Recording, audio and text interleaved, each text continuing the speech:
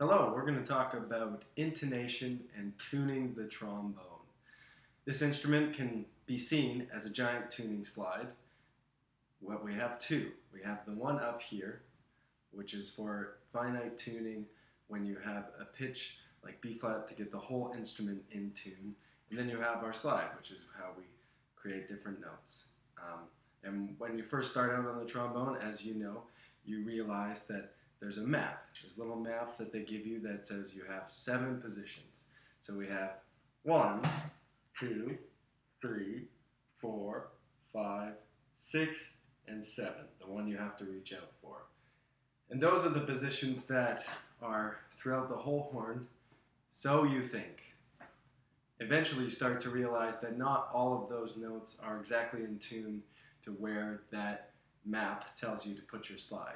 So when you get a little bit higher up, you go up the F major scale, go 2 octaves, and then you start going above that, you get to G. The note of G is not in 2nd position like it says on the map. It is actually in a little bit sharper than that. It's more around 1.5.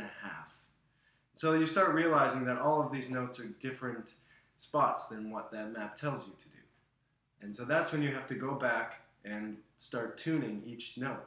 And to do that, I would suggest checking out an Indian tempura drone, which is a drone that oscillates, it keeps the same pitch, but has a really nice oscillation that just allows you to kind of play a note. If you set the tempura onto C, then you can play a C major scale, and you can tune all of those notes in relation to each other. So you can tune the root, the 5th, the 3rd, which in every key, the 3rd is actually going to be a little bit flat than it is supposed to.